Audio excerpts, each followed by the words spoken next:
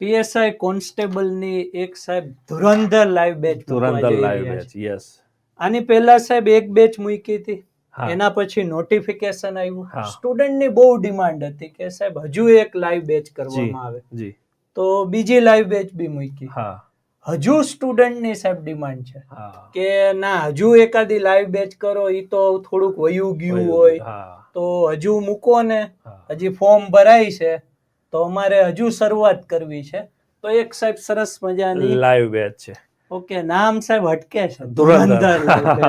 આ બધા ધુરંધર વિદ્યાર્થીઓ જ છે સાહેબ આપણા. તો સાહેબ લાઈવ બેચ છે તો લાઈવ લેક્ચર જ રહેવાના છે, રેકોર્ડેડ બી જોઈ શકશે. ઘણા સ્ટુડન્ટ સાહેબ આવા પ્રશ્ન બહુ પૂછે કે હું તો અત્યારે જોબ પર હોઉં, લાઈવ લેક્ચર વયું જાય તો હું જોઈ શકું? હા, એ જોઈ શકો. ઈ લાઈવ લેક્ચર પૂરો થાય તો તમે રેકોર્ડેડ ના સ્વરૂપમાં જોઈ શકો. અને સાહેબ આ જે ધુરંધર બેચ છે એમાં જે નવો સિલેબસ આવ્યો છે, જો કે જૂના જેવો જ છે, પીએસઆઈ નો કે કોન્સ્ટેબલ નો એનો સિલેબસ બી છે અને એના ટોપિક બી આપી દીધા. યસ. તો સાહેબ એના ટોપિક પ્રમાણેની જ આ લાઈવ બેચ છે, બીજું કાંઈ જ નહીં. યસ, ટોપિક થી ટોપિક આ લાઈવ બેચ જશે.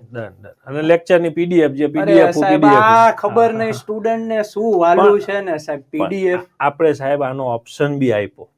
આનો ઓપ્શન જો સાહેબ એની બાજુમાં જ લખેલો છે કે હવે આપણા દરેક કોર્સિસની અંદર આપણી જે લાઈવ બેચીસ હશે, આપણા જે પ્લાનર કોર્સિસ હશે, દરેક બેચીસની અંદર જેવો લેક્ચર પૂરો થશે એટલે ફેકલ્ટી તમને તમારી પાસે નોટ્સ બનાવડાવશે.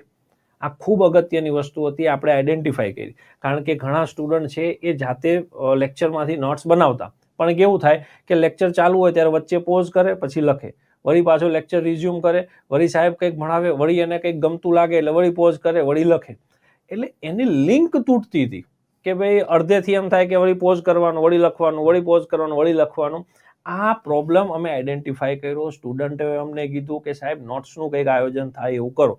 એટલે આપણા દરેક ફેકલ્ટીએ નક્કી કર્યું કે સાહેબ એક કામ કરો ને કે લેક્ચર પતે એટલે અમે આખું જેટલું ભણાવ્યું ને એમની પાસે લખાવડાવી દઈએ, જેથી બે ફાયદો.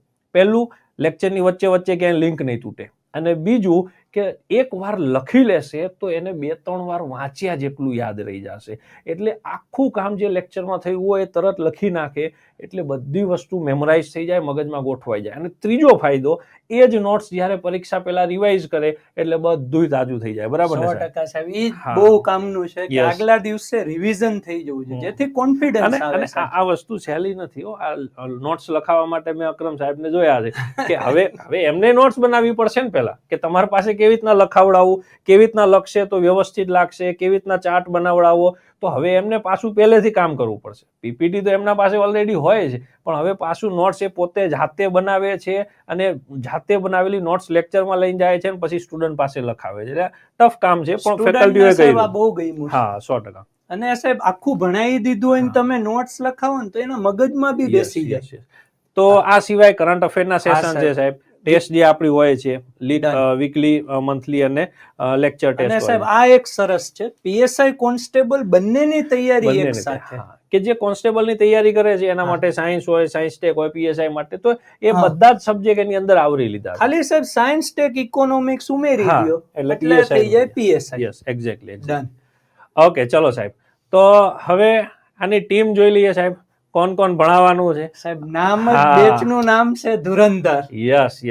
એક સરપ્રાઈઝ છે સાહેબ એમના માટે. હા, નીરજ ભરવાડ સાહેબ મેથ્સ રીઝનિંગ લેવાના છે, ઝાલા સાહેબ ગુજરાત જીઓગ્રાફી લેવાના છે. આ કોણ છે? આમાં સાહેબ સાયન્સ ને સાયન્સ ટેક કોઈ ફેકલ્ટી લેવાનું છે. કોણ છે? ચાલો, અકરમ સાહેબ જનરલ સાયન્સ અને સાયન્સ ટેક, પ્રશાંત સર ઇન્ડિયન કલ્ચર, સતીશ સાહેબ ગુજરાત કલ્ચર, રવિ સાહેબ આપણા પોલિટી, મનીષ સાહેબ કરંટ અફેર ઓબ્વિયસ છે, દર્શિત સર ઇન્ડિયન જીઓગ્રાફી લેવાના છે. આ સિવાય કુલદીપ સાહેબ મોડર્ન હિસ્ટ્રી અને વિશાલ સાહેબ એન્શિયન્ટ હિસ્ટ્રી. 2 જણા ભેગા થાય ને એટલે હિસ્ટ્રીને પથારી ફેરવી નાખે. હા, 100%. આખું હિસ્ટ્રી સ્ટુડન્ટને લાઈન ટુ લાઈન કડકડાટ યાદ કરાવી દે. સાહેબનું બોર્ડ વર્ક હા, સરસ, મજબૂત. બ્રિજરાજ સાહેબ ગુજરાતી, જય સાહેબ એન્વાયરમેન્ટ, સંદીપ સાહેબ ઇંગ્લિશ અને પબેડ બંને કરાવશે, અને આપણા જીવનમાં સાહેબ ઇકોનોમિક્સ કરાવશે. 100%. તો આ ફેકલ્ટી ટીમ સાથે લાઈવ પીએસઆઈ કોન્સ્ટેબલની તૈયારી કરવી હોય 29 તારીખે સાહેબ, જો સમય અને ઠેકાણું બે આપી દઈએ, 29 તારીખે આવી જવાનું. કઈ જગ્યાએ આવવાનું? વેબ સંકુલની લાઈવ મામા એપ્લિકેશન. લાઈવ બેચ છે તો લાઈવ એપ ડાઉનલોડ કરો. પછી સાહેબ સ્ટુડન્ટ કે મને પૂછ કરે કે મળતી નથી લાઈવ બેચ, એટલે હું ઘડી સાહેબ ફસાવું કે આ યાર મળતી કેમ નહીં.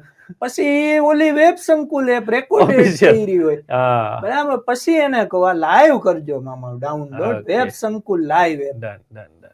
અને 7,499 એની ફી છે. 12 મહિનાની વેલિડિટી છે.